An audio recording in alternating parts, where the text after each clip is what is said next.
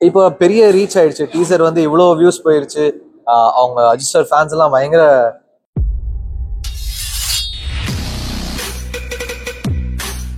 இது ஒரு ரெகுலர் ஃபிலிமே கிடையாது. இது ஒரு ரெகுலர் லவ் படமா கிடையாது.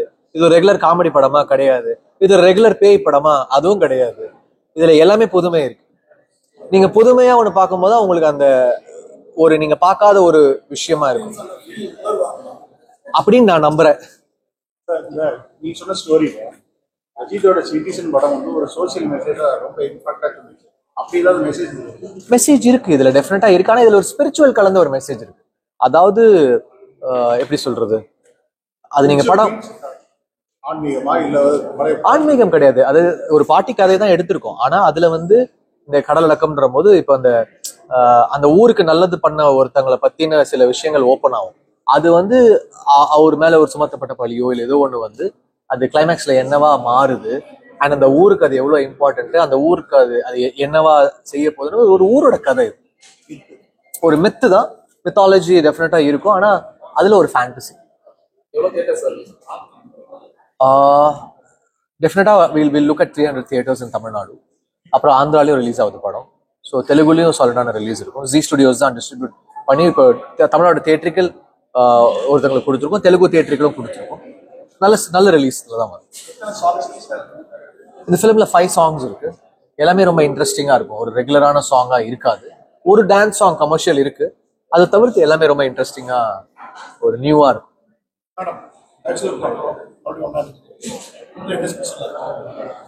நான் சொன்ன மாதிரி இதுல லுக்காவே எங்க 2 பேருக்குமே வேற மாதிரி இருக்கும். ரொம்ப ரூட்டடா இருக்கும். ஒரு தூத்துக்குடியில இருக்கிறவங்களோட லுக் எப்படி இருக்கும் அந்த மாதிரி இருக்கும். அதே மாதிரி சார் சொன்ன மாதிரி இதுல ஆக்ஷன் சீன்ஸ் இருக்கு.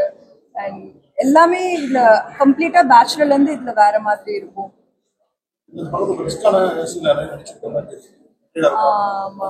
நிறைய ரோப் சீன்லாம் பண்ணோம் நாங்க எல்லாருமே. ஆல்சோ இதுல ஹாரருங்கிறதுனால நிறைய அந்த ஹெவி பிரெத்ஸ் எடுத்துட்டே இருக்கணும் ஃபுல்லா. ஏன்னா அது போயிட்டே இருக்கும். செகண்ட் ஆஃப் ஃபுல்லா பாத்தீங்கன்னா ஹாரர் அந்த மாதிரி தான் இருக்கும். ஸோ ஹெவி பிரெத்ஸ் எடுப்போம். எல்லாருமே ரொம்ப கஷ்டப்பட்டிருக்கோம் இந்த மூவி வைஸ். லைக் டெக்னீஷியன்ஸும் சரி, ஆக்டர்ஸும் சரி, எல்லாருமே ரொம்ப ஹார்ட் ஒர்க் போட்டிருக்கோம். ஸோ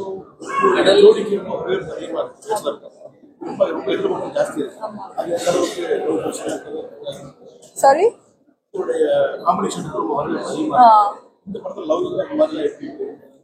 இதுல எல்லா எமோஷன்ஸுமே இருக்கு. ஸோ இதுல எல்லா எமோஷன்ஸுமே இருக்கு இந்த மூவில. நீங்க லவ்வும் இருக்கு, அந்த லவ்ல வர சண்டை இருக்கு, ஃபேமிலி ட்ராமா இருக்கு, ஒரு ட்ரெஷர் ஹண்ட் மாதிரியும் இருக்கும் இந்த படத்துல, ஒரு இதை தேடுற மாதிரி இருக்கும். எல்லா எலிமெண்ட்ஸும் இந்த மூவில இருக்கு ஆக்சுவலா.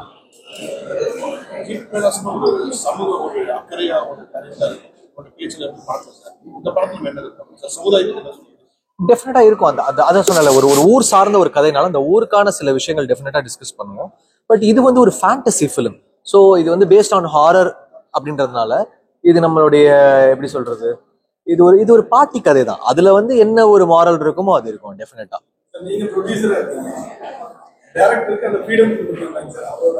அவரு ஆக்சுவலி ஒரு ஃபர்ஸ்ட் டைம் டெபியூட்டன்ட்டுக்கு வந்து இது வந்து ஒரு பெரிய பட்ஜெட் ஃபிலிம் இது. ஸோ யூஸ்வலா டெபியூட்டன்ஸ் வந்து இப்படி ஒரு இவ்வளோ பெரிய அட்வென்ச்சரான ஒரு ஃபிலிமை வந்து ப்ரொடியூஸ் பண்றதுக்கு வந்து ஒரு டெபியூட்டன்ட்டுக்கு கொடுக்கறதுக்கு ரொம்ப யோசிச்சிருப்போம். பட் இந்த கதை ரொம்ப கன்வின்சிங்கா இருந்தனால இது எப்படி நம்ம வந்து ஆடியன்ஸ் கொண்டு போய் சேர்க்கலான்னு எந்த காம்ப்ரமைஸுமே பண்ணாம பண்ணிருக்கோம். எந்த காம்ப்ரமைஸுமே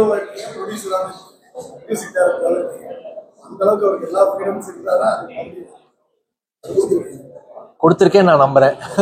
அது வந்து சார் அப்ரிஷியேட் பண்ணி ஆகணும். ஏன்னா ஒரு புது டெபியூட்டன் டைரக்டருக்கு வந்து இவ்வளோ ஒரு ஹை பட்ஜெட் மூவி கொடுத்து அவ்வளோ நம்பிக்கை வச்சு பண்ண வைக்கிறதே பெரிய விஷயம். அண்ட் அதுக்கு சார் அப்ரிஷியேட் பண்ணி ஆகணும். அது நீங்க படமா பார்க்கும்போது உங்களுக்கு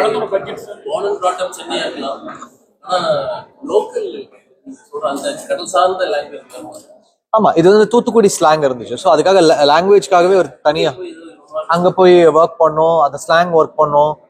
அந்த ஸ்லாங் வந்து ஒரு வாட்டி அதுக்குன்னு ஒரு தனி ஆட்கள் இருந்தாங்க. இப்ப டப்பிங்ல அதை எடுத்துட்டு வந்திருக்கோம். கண்டிப்பா உங்களுக்கு அந்த ஆத்தென்டிக் ஃபீல் வந்து ஃபைனல் டப்பிங்ல ஃபீல் ஆகும்.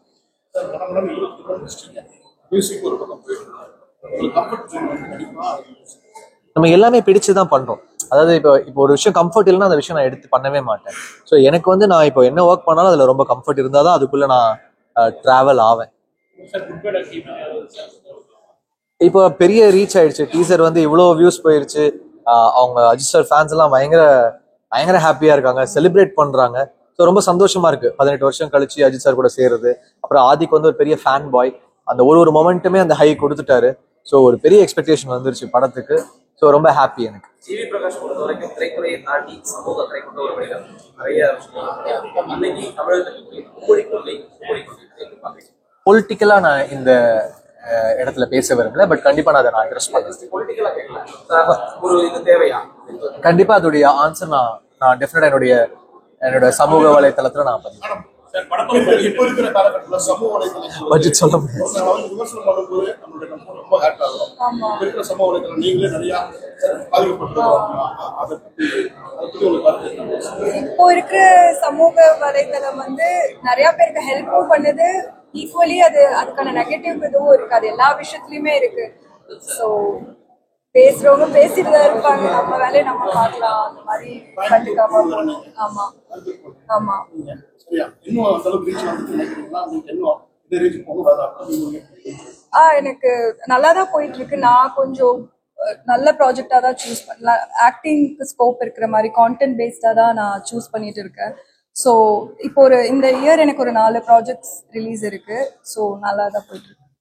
அட்வென்ச்சர் ஹாரர் ஃபிலிம்ஸ் பொறுத்த வரைக்கும் ஜென்ஸ் அவங்களுடைய பிசிக்கல் ஸ்ட்ரென்த் ரொம்ப முக்கியம். பட் ஃபீமேல் ரொம்ப சேலஞ்சிங்கா இருக்கு. பட் அதுக்கு ஃபேஸ் பண்ணி நீங்க அந்த கடலுக்குள்ள போனது வந்தலாம் கஷ்டமா தான் இருந்தது. எனக்கும் ஃபர்ஸ்ட் டைம் தான் நானும் என்னோட கம்ஃபர்ட் ஜோன்ல இருந்து வெளியே வந்து எல்லா ஈக்குவலி இவங்க எல்லாருமே இருக்கும்போது நானும் ஈக்குவலி அந்த ஆக்ஷன் சீன் பண்ணது, அதே மாதிரி ரோப் எல்லாம் எனக்கு ஃபர்ஸ்ட் டைம் பண்ணேன்.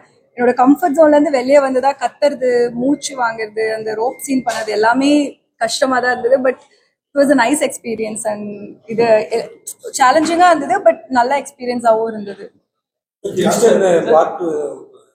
இது வந்து பார்ட் 3 பார்ட் 4 வரைக்குமே இது கதை இருக்கு, ஒரு பெரிய கதை இருக்கு, இது ஒரு பெரிய வேர்ல்டு. இது எப்படி ஹாலிவுட்ல மார்வல் ஃபிலிம்ஸ் எல்லாம் இருக்குமோ, ஒரு டாபிக் அந்த ஒரு டைட்டில் எடுத்து அது வந்து பார்ட் 3 பார்ட் 4 வரைக்கும் போவாங்களோ, இதுல அதுக்கான ஸ்கோப் டெஃபினட்டா இருக்கு. ஸோ கிங்ஸ்டன் 1 உடைய ரிசெப்ஷன் பார்த்துட்டு 2, 3, 4 வந்து கண்டிப்பா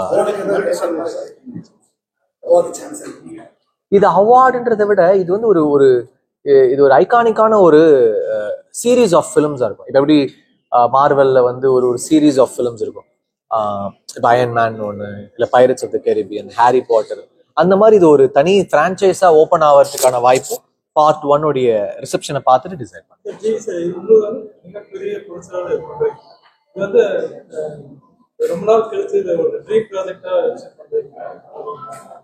இது பெரிய ட்ரீம் ப்ராஜெக்ட் தான்.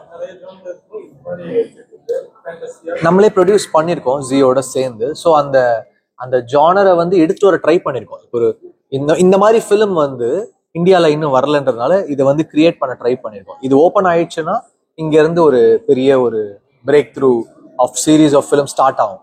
அந்த இப்போ சொல்லுவாங்கல்ல அந்த யூனிவர்ஸ், மல்டிவர்ஸ், அந்த மாதிரி ஒரு கான்செப்ட் இந்த படம்.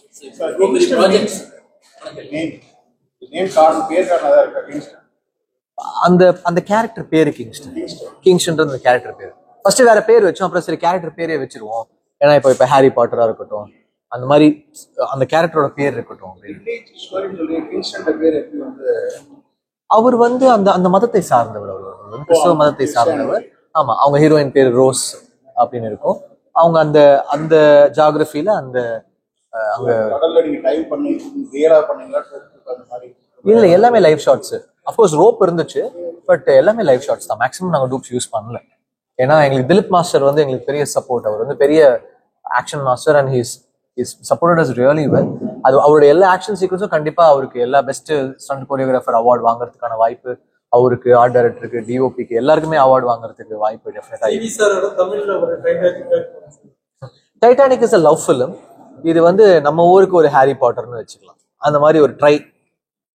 சரி, இப்போ பெரிய ப்ராஜெக்ட்ல ரோலோட சைடுல உங்களுக்கு ஜிபியோட ஒர்க் அதுல கிட்டத்தட்ட ஒரு ஃபேன் பாயாவே நீங்க தொடர்ந்து இதுக்கு முன்னாடி பண்ண ஃபிலிம்ஸை விட இந்த ஃபிலிம்ஸ் நீங்க தொடர்ந்து வெவ்வேறு போஸ்ட், ஆடியன்ஸ் ரியாக்ஷன், அப்படி என்ன ஒரு எக்ஸைட்மெண்ட் தான். ரொம்ப நாள் கழிச்சு, ஒரு 18 இயர்ஸ் கழிச்சு அஜித் சார் கூட ஒர்க் பண்றோம். ஒரு அவ்வளோ பெரிய ஸ்டார். அண்ட் எனக்கு combination director Mark Antony, Trisha நயன்தாராக்கு அப்புறம் 3rd டைம் டைரக்டரோட சேர்றேன். ஸோ ஒரு காம்பினேஷனாக 2 படமும் பெரிய பிளாக் பஸ்டர்ஸ் அந்த டேரக்டருக்கும் எனக்கும். ஸோ அஜித் சாரோட 18 இயர்ஸ் கழிச்சு சேர்றேன். இது வந்து பக்கா ஒரு ஃபேன் பாய் ஃபிலிம்ன்றதுனால எனக்கு அது ஒரு எப்படி சொல்றது ஒரு பயங்கர எக்ஸைட்மெண்ட்டாக இருந்துச்சு. டேரக்டர் ஃபேன் பாய் ஏசுதான் தான் சொல்றாங்க. மியூசிக்கும் அதே போல தான் நீங்க இது சிறப்பு. ஒரு ஸ்கிரீன் பிரசன்ஸ் இவ்வளவு பெரிய ஆர்டிஸ்ட் அவங்க ஸ்கிரீன்ல வரும்போது அதுக்கு என்ன மியூசிக் கொடுத்தா ஆடியன்ஸ்க்கு வந்து அந்த ஹை கிடைக்குமோ அதை ஒர்க் பண்ணி பண்ணிட்டு இருக்கோம். ஸோ ஆதிக்குடைய இன்ஃப்ளூயன்ஸ் நிறைய இருக்கும் அந்த படத்துல, அவருடைய மியூசிக் டேஸ்ட், அதுல என்னுடைய எனர்ஜியை சேர்த்து. வாழ்த்துக்கள் சார், இந்த படம் நல்லபடியா வரணும். Thank you so much. தேங்க்யூ.